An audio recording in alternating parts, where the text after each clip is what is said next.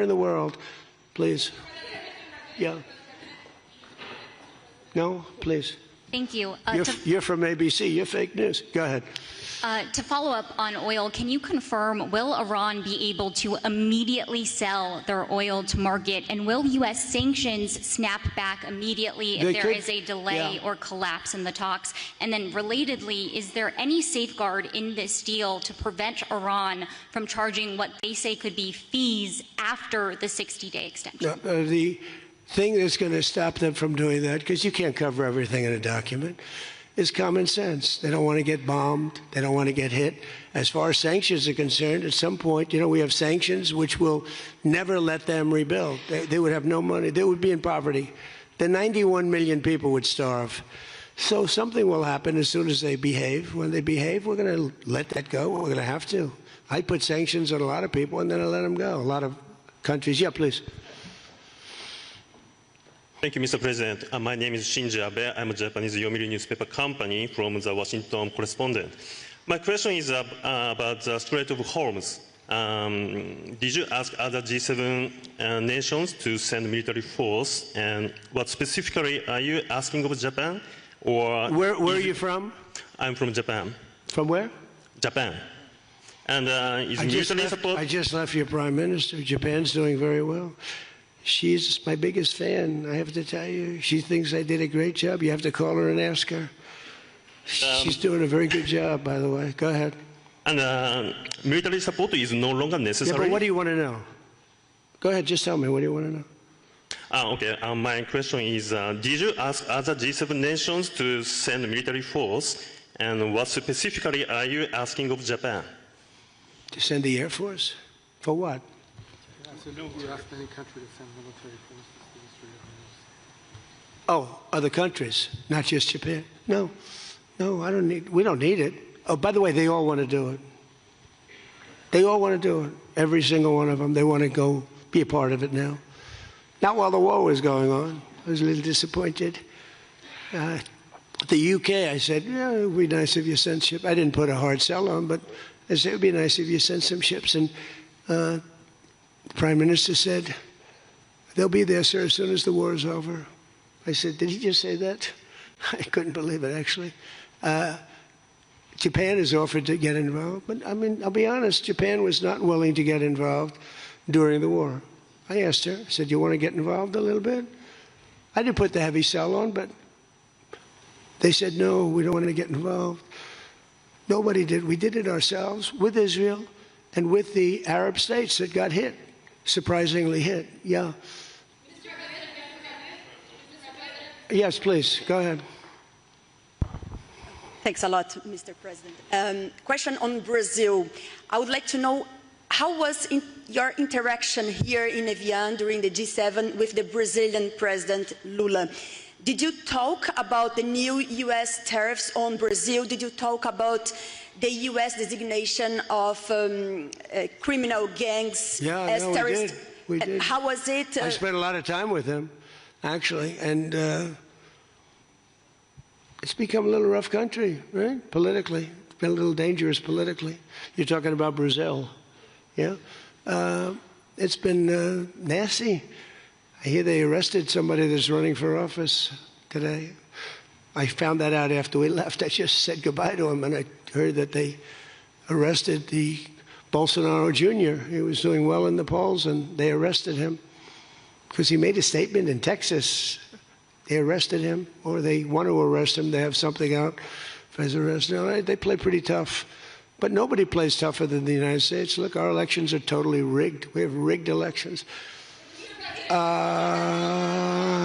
Please, in the back. Yes, sir. Go ahead. Thank you so much, President. Thank you. Sumu Sakamoto, the Asahi Shimbun. For G7, the concept of the rule of law has long been considered the core principle. During this summit, any of the leaders expressed any concerns on the possible violation of international law on the attack on Iran? No, actually the opposite. They felt they were very dangerous. They were very relieved because they could get hit too. They were very relieved. No, we never discussed that. No, it would be the opposite. They broke the law. They killed thousands of people. They killed thousands of our soldiers and hundreds of thousands of people. Yeah, please, go ahead. Go ahead.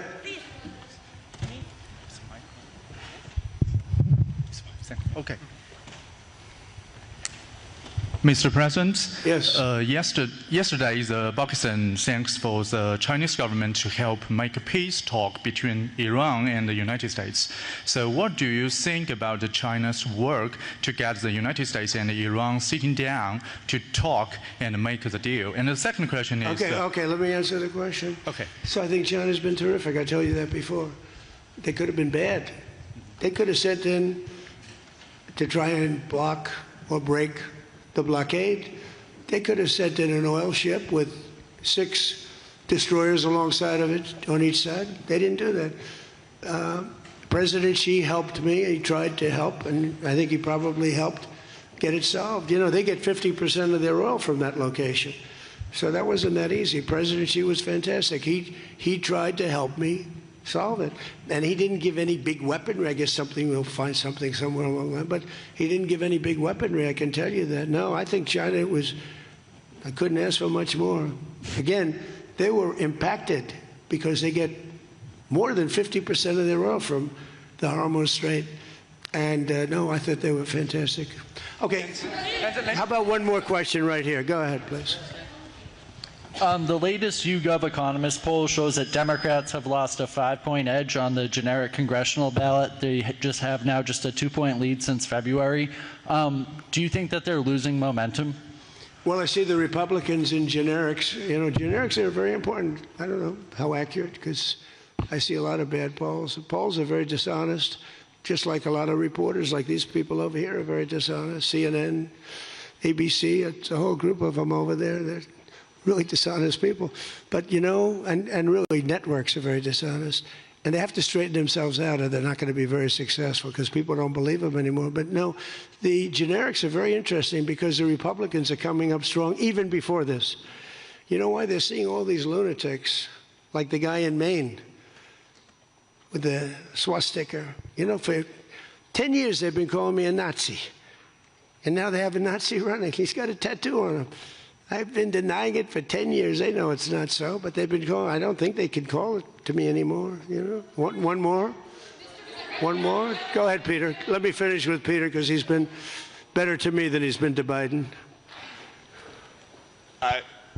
Thank you, President Trump. I have a question about this weekend. Why not stick around for the signing ceremony with this Iran peace deal? I might. You might? Yeah, I might. But I'd rather, this is a memorandum of understanding. It's very important, but it might not be the kind of a document that I should be signing. There's some element to this where you send the vice president. If it works out, great, you look like a genius for sending him. And if it doesn't work out, it's the vice president's fault. I like that idea, sure. What? This way, if it works out, I'm going to take the credit. If it doesn't work out, I'm blaming JD. You better be careful, JD. He's going to turn his plane around and get the hell out of here. Yeah, I like that idea. I think it's a good idea. Thank you very much, everybody. Thank you. Cool, blimey, that woke me up with a jolt there. That was Donald Trump. He has been speaking at the G7 over in France for over an hour, if my timings get me right. This is just gone 6 o'clock now, almost 10 past to be precise. I am Michelle Dewberry. This is Dewbs & Co. If you're just tuning in and wondering what on earth have I just missed, as I just said, that was Donald Trump speaking now for over an hour about what he calls historic moment. I speak, of course, about the deal, or potential deal, should we say, between the US and Iran. Lots of points have been leaked. He says it's not yet finalised entirely. He suggests that some of the things that have been leaked might not yet be the true thing. He says we can call it a Trump deal. He says that he's very keen to secure a deal with Iran to avoid economic catastrophes. He does point out, though, that the US is happy to go back to bombing if this is not resolved. I think I can actually give you the quote that he said precisely. If they don't behave, we'll go right back to dropping bombs smack in the middle of their heads, OK? That was his message.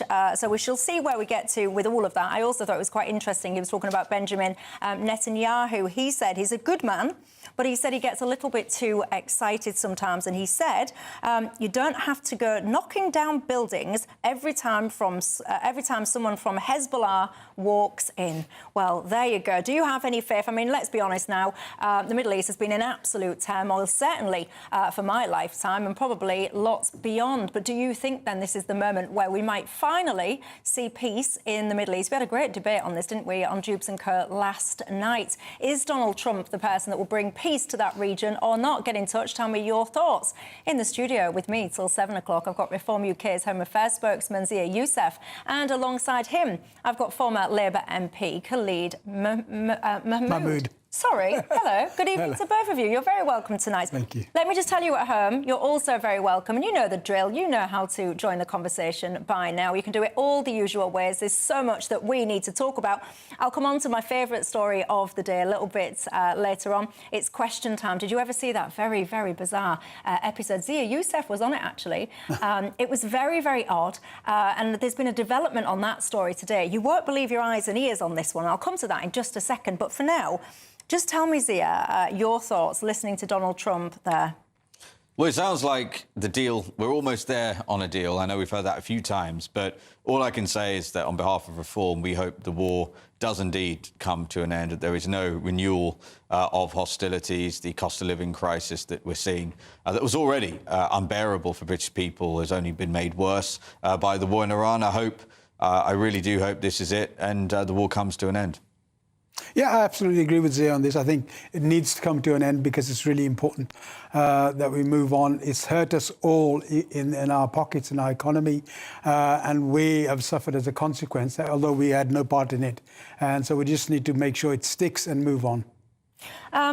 Yesterday, we had a very interesting debate on this programme, if I do say so myself. And the nuts and bolts of it was all about whether or not Donald Trump is a force for good when it comes to world peace, world stability, and so on and so forth. What's your view on that? I think it's an irrelevant question. I think, look, President Trump is the president. We debated it at length yesterday. He's the president of the United States, right? So, in the end, you should judge Donald Trump. Donald Trump is going to be judged by the American electorate based on whether he has done a good job for the American people or not. And the reason this is important is because whenever we look at what's going on in America, or American foreign policy, or we look at what France is doing, you know, we found out, I think it was yesterday, they're giving life jackets to illegal migrants and helping them cross. Well, of course the French are going to do that. There's no point getting angry with the French government. We need to be focused on our own political leaders who are so utterly incompetent. We haven't had a British Prime Minister in decades able to actually drive a bargain and negotiate on behalf of the British people. And we also need to recognise this. Whatever our own moral judgment of the norms that President Trump is conducting himself under this President of the United States, the era of hard power is here, and it is here to stay. The era of soft power is gone, and therefore we need to focus on hard power. This is a country we've spent tens of billions of pounds, I think north of £100 billion on foreign aid, for example, right? Do we feel more powerful as a result of that? And yet, we've had the British Minister of Defence resign, the Minister of the Armed Forces resign. We're spending next to nothing on our defence. So the reason I take exception to that sort of, I'm sure it was great TV. It was. But we've got to focus on what this country's interests are. We've got to focus on rebuilding the British economy, growing our economy, rearming and competing on the world stage. One of the reasons that I like those kind of debates is because I think there are so many people that exist out there that have what other people would describe Trump derangement syndrome. And we debate this stuff all the time. It doesn't matter what Donald Trump does. People will just hate him. He could literally find a cure for cancer and people would still absolutely despise the man. And I find it such a bizarre headspace to be in. Well, look, Trump, at the end of the day, we don't elect him, but we have to suffer the consequences of what America does. America is the largest military power in the world. We have to deal with that. We've just seen what's happened in terms of Iran, and that has to come to an end. He decides when that comes to an end, and that affects us all. the issues in Ukraine that are going on. I think that's really important. We want that to come to an end, and he will have a strategic role in that. So, of course, America has a huge role outside. The Americans elect them, and then we have the consequences to deal with. So, therefore, it's important for us to do that. And I think discussing some of the issues around that, I think it's important to do that as well. So we need to be aware of where America is at. And of course, and I think in terms of defense, I was Shadow Defense Procurement.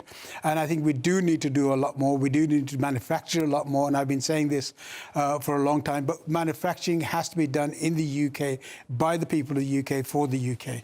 Well, there you go. Linda, she's been in touch and said, Michelle, can I just say, I absolutely love Donald Trump. And I would like him to come and sort the UK out, she says. I don't think that's going to happen any time soon. Look, my favourite topic of the day coming up after the break. Do you remember this? Watch.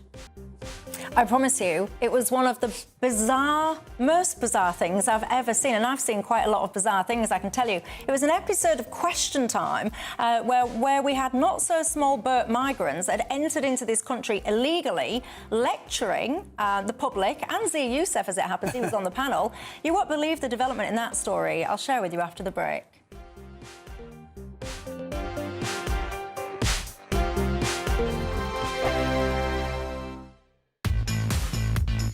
Five hosts, 5 opinions, 5 fearless debates, 5 unfiltered takes on the day's news. 5 reasons not to be anywhere else on Saturday night.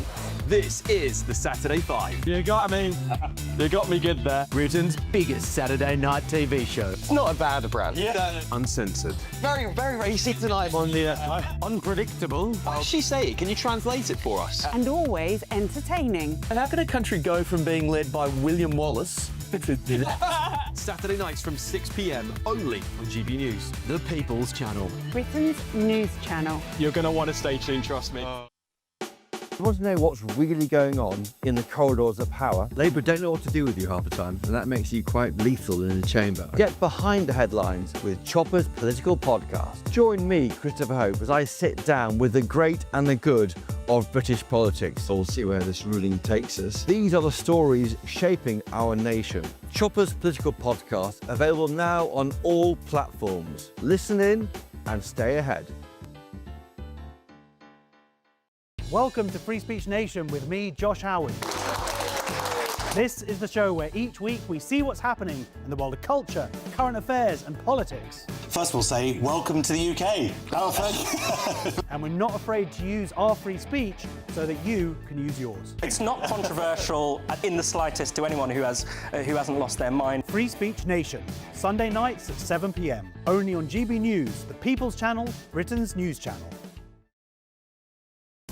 I've been in Westminster for a long time, but I know that though power may be here, its effect on people's lives is across the whole of the country. We may be where rules are made, but it's where they're implemented that matters. Join me, Jacob Rees-Mogg, for forthright and frank discussion on where Britain has come from, where it's going, and where it will end up. That's State of the Nation, Monday to Thursday, 8 to 9 o'clock. Vox Populi, Vox Dei. Westminster's full of talk, but out here, it's the real world.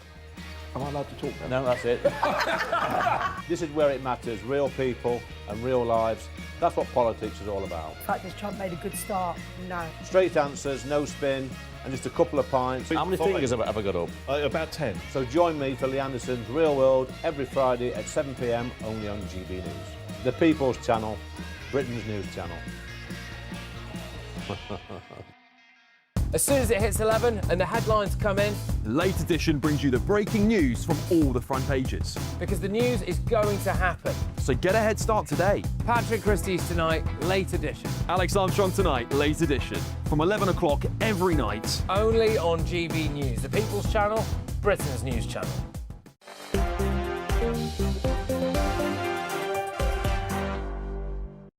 Hello, everybody. Michelle Dewberry, Zia Youssef and Khalid Mahmood alongside you until 7 o'clock tonight. Now, some of you might have been doing what I was doing one particular night last year, and that was watching BBC's Question Time. They did an immigration special live from Dewberry. It had some remarkable scenes. Let me play you some of them.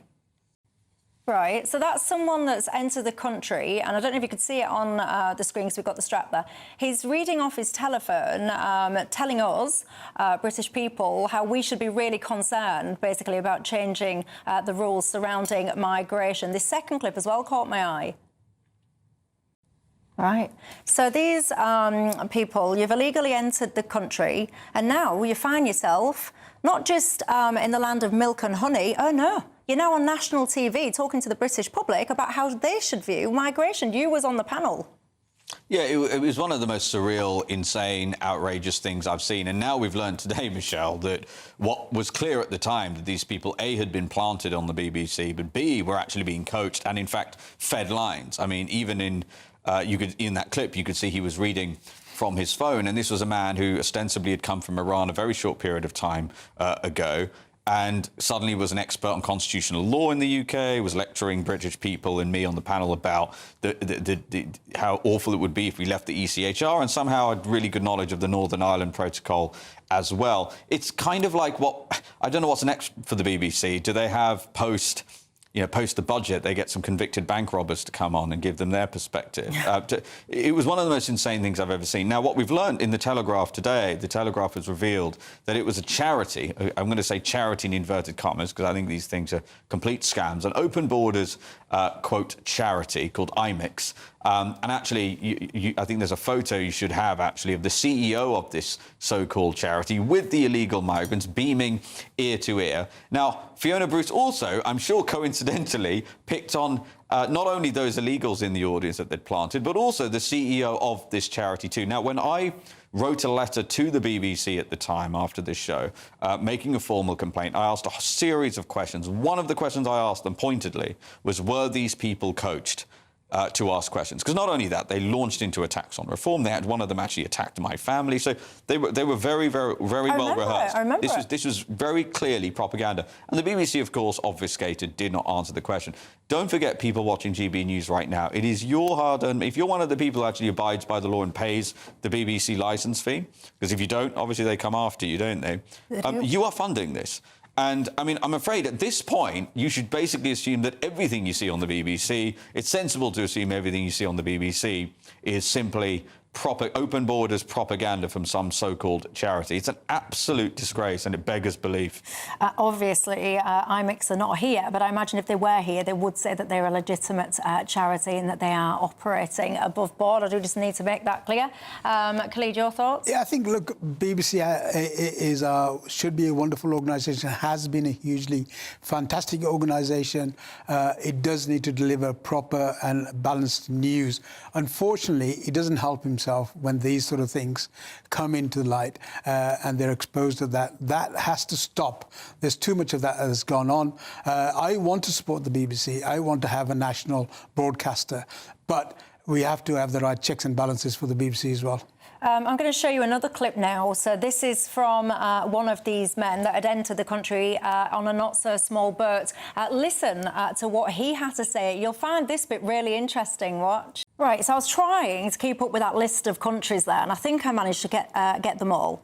Turkey, Macedonia, Serbia, Romania, Australia and Germany. So apparently that chap there says he's tried to get asylum in all of those countries but was rejected, but then got accepted here. So then that makes me think to myself, if you're getting rejected in all of those countries, there's obviously something amiss, one would assume, you know, to have that many. Mm-hmm. So then why are we such a soft touch that you can get rejected from all of those places and then accepted here? So here's what we do know. Here's what we know, and this isn't speculation. I think that's 6 different countries that went through this gentleman's asylum application and rejected him. Right, and so therefore we're definitely a softer touch than those 6 countries. And look, I want to go to a broader point here, because it's Reform Party policy that if you came to the country illegally, then you've broken our laws. You will not get to stay, regardless of the merits or dismerits of your asylum claim. But, you know, that's what I was... Fiona Bruce then turned to me. I don't know if you got the clip, but Fiona Bruce basically turned to me and said, well, would you deport this man? And I think it was designed to sort of try and guilt-trip me. And I said, well, Well, I'm afraid yes. I'm afraid yes, because you've broken into the country illegally, and that is our policy. It is unacceptable. In the same way, if you, God forbid, got home one evening and there was some intruder sitting in your dining room, I mean, the merits of the reason why he might be wanting to eat from your fridge are not relevant to the fact that he is inside your dining room illegally and needs to be removed. That is exactly how we should treat people in this country illegally. If you don't do that, Michelle, if you are a country that essentially allows people to just keep coming here uninvited, turning up on our beaches and then get, unlimited, essentially, public services for free, and is unwilling to remove people who should not be in the country, then you are no longer a country. Khalid? Look, basically, we've had a problem now for over 15 years of trying to stop illegal peoples coming through on boats. We criticised when we were in opposition the Conservative parties for doing that. We criticised the Rwanda gangs. We said we would have better deals to deal with this. We haven't. We can't continuously blame our people when they're not happy with what's going on. We have to take real action and deal with this. So far, we haven't done that either. And I think until we do that, we can't carry on blaming the ordinary people when they turn around and say, you're not delivering for us, you're not providing us the housing, you're not providing us and with the facilities that we need, and you're putting these people in expensive accommodation, which is not fit for purpose. It's not even just about the expense of the accommodation, because now they're being moved out of these so-called expensive accommodations and now being shoehorned into your two up, two downs, next door to normal everyday. Yeah, exactly. Well, this was always going to be the problem with that issue. When you start integrating or moving people into communities, then how do you resolve the issue in the communities? So we sort of jump out of the frying pan into the fire. Well, the answer is you detain them and you deport them. That's the answer, not move them from one form of accommodation to another. I mean, there's actually not evidence I can see that the houses of multiple occupancy are actually that much cheaper than the hotels either, by the way, but it is absolutely correct. I mean, so when you hear again, propaganda coming out of the Home Office, or Mike Tapp and all these Labour MPs and cabinet ministers boasting about the number of hotels being closed, or where are they going? Where are they going? They're being transported, arguably, into a worse situation for local residents, where they're being deposited into local communities and in cul-de-sacs and onto council estates in many cases, and that is happening not only without the consent of local residents, without them even knowing. I know, and I think one of the things that infuriates me is when you've got these out-of-town residents and what they do. And I was talking to someone the other day, and he was saying to me, oh, yeah, I've got 30 houses up north. And I think, maybe he didn't recognise my accent or something, because he was almost saying it to me as a boastful kind of, yeah, I've got these 30 houses and I rent them all. Yeah. And I think to myself, so let me get this straight. So you live in London. You've probably never even been to this northern place in your life, but you've found these cheap properties. You've pumped them full of multiple men. You've absolutely decimated that local community, and you couldn't care less because you're rubbing your hands with glee because you've actually got better tenancy deals than you would have got with a normal average tenancy. And I think it's so appalling. I don't think you should be able to do that. You should not be able to buy property, God knows how far away from your own home, and wreck those communities in that way. Well, it's absolutely true. I think it's morally bankrupt to do that. But I will say this, once again, if the government, remember, who is the customer there? It is the Home Office, right? It is the government of the United Kingdom spending those people's taxpayers' money on renting that accommodation. So the place to direct your anger is frankly, in my view, I use the word treacherous, I use that advisedly, Tory and now Labour governments who are continuing this appalling and disgusting policy. Because I'm afraid, as much as I totally agree with you on the morals there, if there is a government contract floating around with that kind of money, Michelle, you're going to find somebody who's willing to take it up. But I think it's absolutely scandalous. I actually think it's quite perverse. I certainly think it's an act of national self-harm that you are... well, I say you, I mean us taxpayers, that us taxpayers are literally paying to price out British families from housing stock in Britain in order to accommodate people who have entered this country illegally. It was in a letter I actually wrote to the Chief Executive of Serco a few days ago, making this point, that not only do we know that so big are Serco is just one of the companies mandated by the Home Office to go make these bids, some of these bids that are coming in for these properties are 30-40% above market rates. Awful. So big are they that these landlords are issuing Section 21 notices, or when they could do that, to local residents. And I have an example of one of the poor people who was victim of this, have been a lifelong resident in the area, who had served this country, was a veteran and was suffering from PTSD, which takes us to Bond villain levels of wickedry as far as I'm concerned. It goes beyond even national self-harm. I just can't believe that this stuff is still going on. It is. And you said, by the way, you don't think HMOs are cheaper than hotels. They are.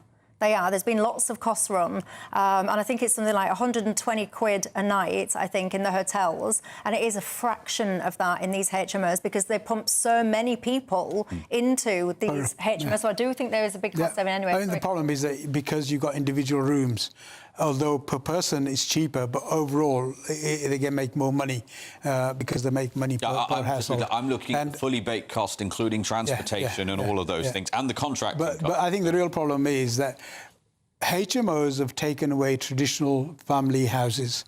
And that was started off originally under the Conservatives. We carry on doing that. We need to get back to proper housing for our people, build and invest.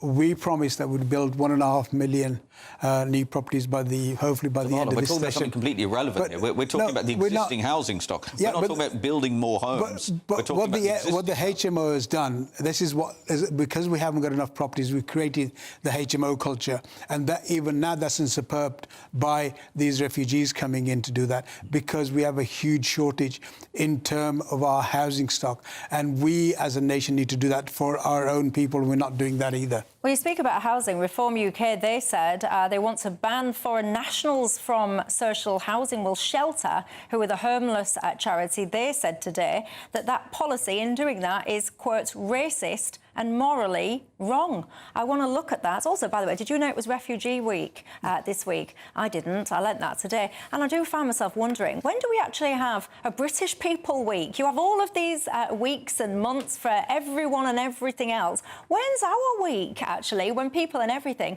focuses on us? But anyway, I want to talk about that housing policy after the break.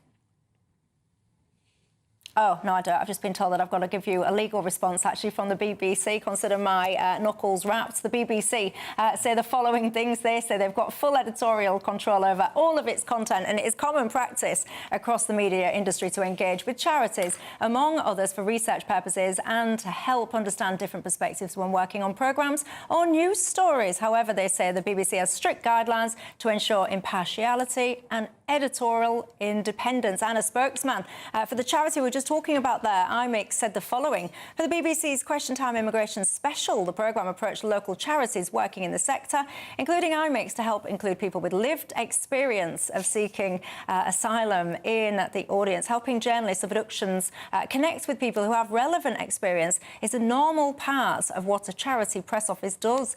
They go on to say, we helped identify 2 people who wished to take part and supported them beforehand so that they felt informed and prepared. Both have legal refugee status and are settled in the UK with families and jobs, and both chose to take part on their own accord. The decisions about the programme and its audience, they say, were the BBC's. Well, there you go. Let's look at this housing policy then, shall we? Next, after the break.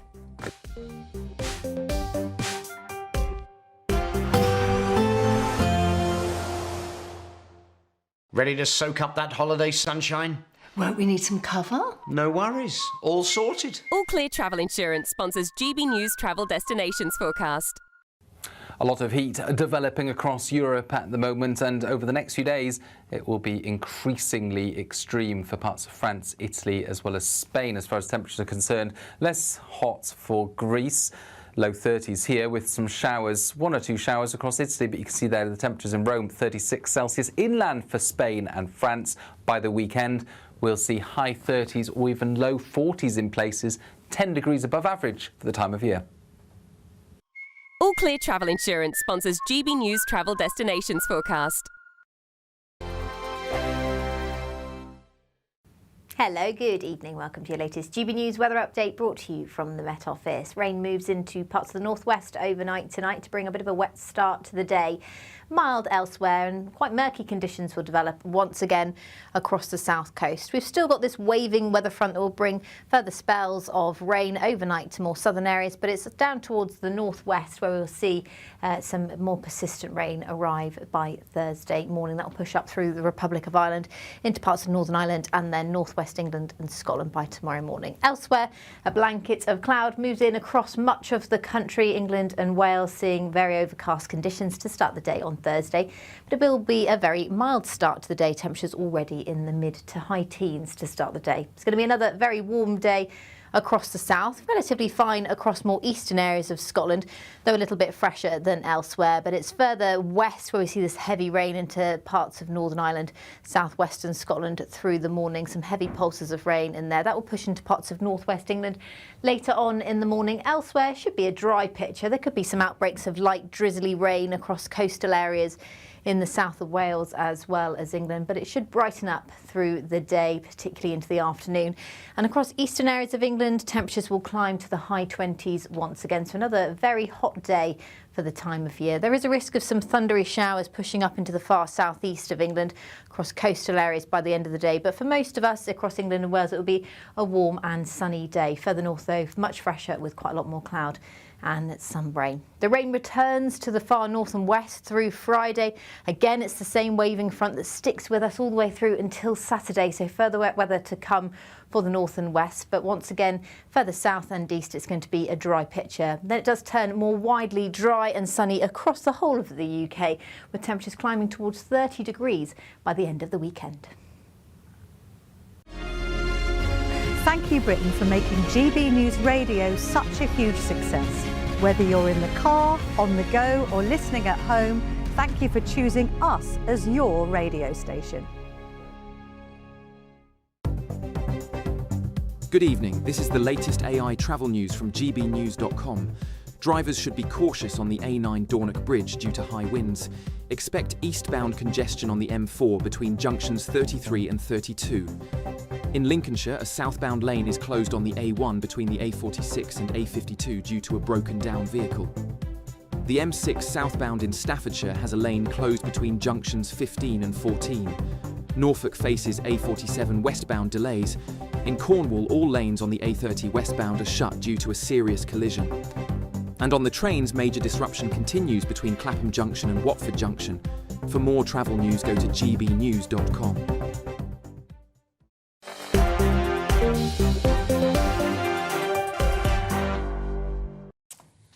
Hello, Jackie. I want to say hello to you first because you've just written in over the break with an interesting question. I was just asking.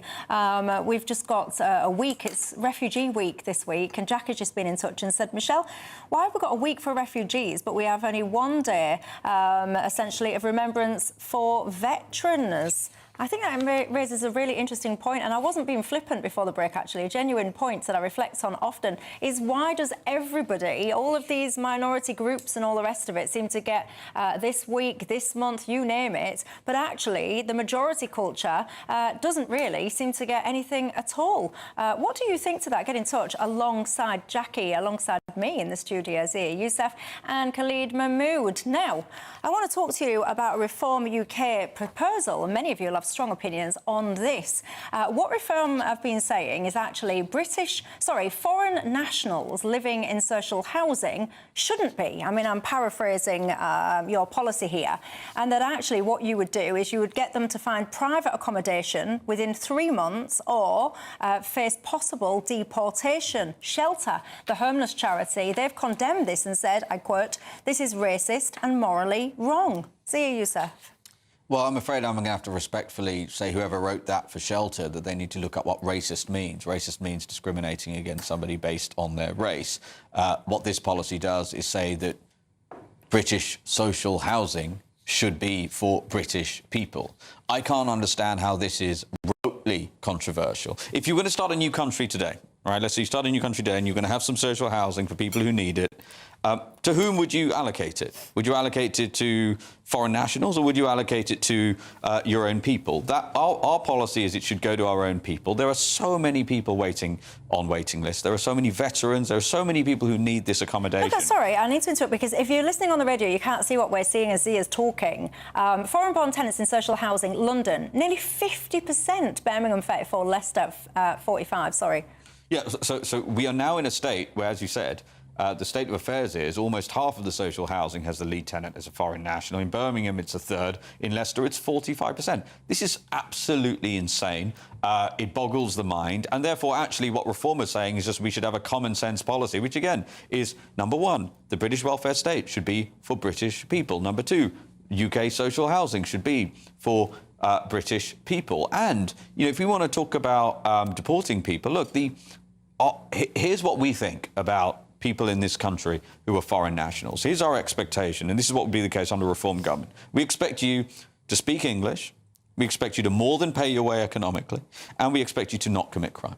Now, I think that's a perfectly reasonable set of expectations that any serious country would ask people to abide by. And therefore, if you are living in social housing, by definition, you are not able to support yourself economically.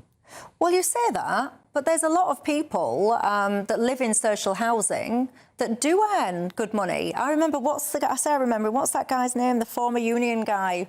And many of you will be shouting at your TV sets now. What's his name? Very charismatic.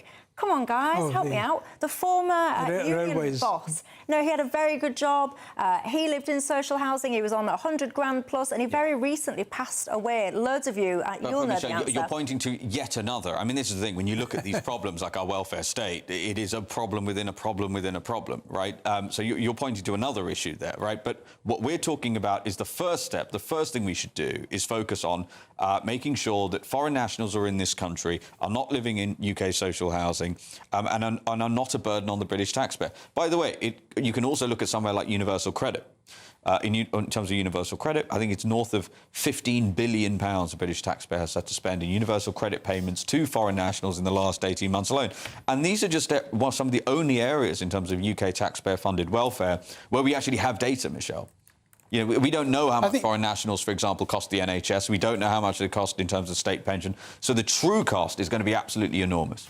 But what do we do with them? What do we do? This is the problem that all governments have had, and we've not addressed it. Well, so we start by stop giving them the welfare. I mean, that would be a good start, don't you think? Zia, you have people here, you want us to chuck them all on the streets, that's fine. But what we've got to look at is how, in a civil society, do we deal with it? Biggest problem we've got is, what you and I would probably agree with, is that we've not controlled these figures. People coming in here, we haven't controlled them. We haven't possibly looked at the universal credit budgets that have been going on without any real checks and balances. Our benefits haven't been looked at. And I think those are the issues that we do need to look at. But at a stroke, you can't just make people homeless. What we've got to do is provide enough housing. I quite agree with you. There are people that come here, should be able to speak English. They should be able to contribute to the local economy and deliver and be a reasonable part of that society. You're talking about closing the stable door after the horse has bolted. I mean, almost half the social housing in London, the lead tenant is foreign-born. A third in Birmingham, almost half. But we've allowed all those people in. Saying that we're going to change the policy and acceptance criteria on a go-forward basis, yes, that's absolutely necessary. Still hasn't actually even been done by this Labour government. But that doesn't come nearly close enough to actually dealing with the scale of the problem. And so to the degree that people say, oh, well, you know, they should be given longer. Our policies are a reflection of what time it is in Britain. I mean, the state of affairs now is so extreme, actually. I mean, again, I'm loath to read the numbers again. And people are so upset about this. They're so angry about it. And by the way, if serious action proportionate to the problem is not taken, then I really worry. I genuinely worry about where this country is going to be in a few years. So the question is, what would you do, say, you win the next general election, you come in, on day one, what do you do with the people that are in housing who are not UK nationals? Okay, so number one, we terminate all welfare payments. So foreign nationals would be ineligible for welfare from the British taxpayer, right? So that would be number one. Number two, as we've already stated in Nigel's Substack, we would serve them notice. That in reality would necessarily be day one, but it would be very, very short order after a general election if Reform won it, and we'd serve them notice that they have a period of time to leave that social housing. And by the way, we've also talked about abolishing indefinite leave to remain, which is the status which many, not all, many of these people are on. And we'd introduce a new work visa, which with a proper qualifying criteria. So they're not all going to have to leave. You know, if you're actually paying in, you're actually paying above and beyond the amount of tax because you're working, you're supporting yourself and your family, you're contributing, you speak English, and you haven't committed crimes. No issue with that, right?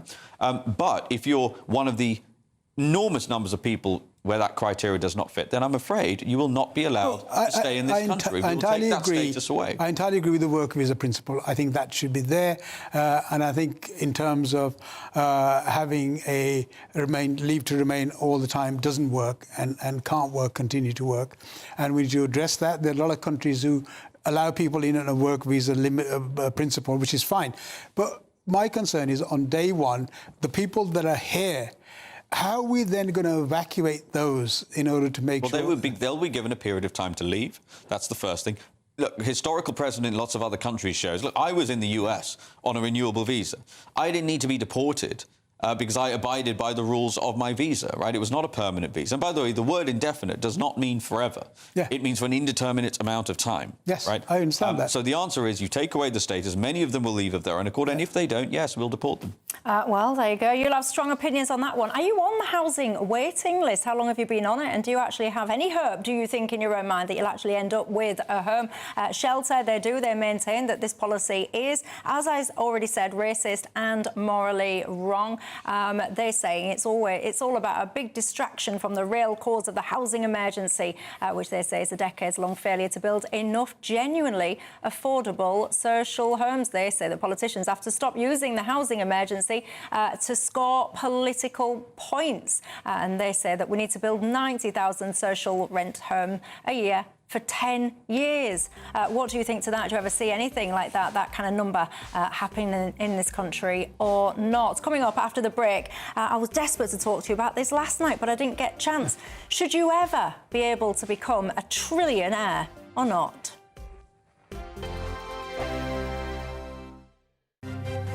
GB News Breakfast, every day from 6 a.m. Veterinary surgeons and such as yourself, I mean, you're very, very highly trained, but it just feels so expensive when there's something wrong with your animal. And it does also seem that insurance doesn't cover the very things you need. There's been huge advancements in veterinary medicine. 20 to 30 years ago, we had no CT scanners in practice. We had no MRI machines. Our blood tests were very rudimentary. And for that, you could do that very cheaply. Now we can offer you this incredibly high level of care that comes at a high cost. Everybody wants this extremely high level of care for their pet. Of course, you want the best for your pet. But there's nobody else to pay for that. So if you can be honest and say, I can't do that at that amount of money, we'll find you a way. Yeah. We will. GB News, the People's Channel. GB News Breakfast, every day from 6 a.m. Lovely to see them all looking rather laid back and informal, wasn't it? Yes, you know, we're used to all of these grand royal events, and although this was undoubtedly the society wedding of the year, a very low-key event, they deliberately wanted to keep it as a private affair as much as one can when one is a member of the royal family, of course. But it was a private ceremony. It was very intimate. And that's really the way that they've lived, that Peter Phillips has lived his life recently, and I think he wants to continue that. Interesting to note also that in this modern age, this is a blended family at this marriage, because they're both entering this as their second marriage. Of course, Peter Phillips previously married to Autumn Kelly, with whom he has two daughters, Savannah and Isla, who are 15 and 14. They were bridesmaids. GB News, the People's Channel. This is GB News, Britain's news channel. Dorothea, how does it feel being here today, joining other veterans? It's marvellous, because for years after the war ended, nobody knew that women had even done anything during the war. And also, they suddenly discovered that, good heavens, women have got brains. they can think for themselves and for the country. And it was naturally assumed that everybody would willingly do their bit for England. And they would have. We had one purpose in life, which was to free the world from Nazism. The People's Channel.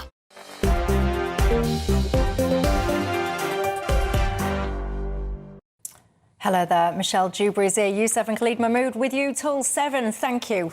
I know that you're a dependable bunch, and I was saying to you earlier on, who was that union boss that used to earn a fortune and he had a council house? Loads of you have got in touch, lots of you, and said, Bob Crow, that was it. That was it. Thank you very much. Otherwise, I'd have been waking up at 2 in the morning, bolt upright, going, Bob Crow. So you've spared me that ordeal. Anyway, look, there's been a lot of chatter recently in this country about how much money one should ever be able to make. The reason this has become a thing is because of none other than Elon Musk. I don't know if you've been following it, but basically he's IPO'd SpaceX, and that has enormously enriched his wealth. Many now suggesting that he is, at least on paper anyway, the world's first ever trillionaire. A little pub quiz for you all. Tell me how many zeros. I won't show it yet.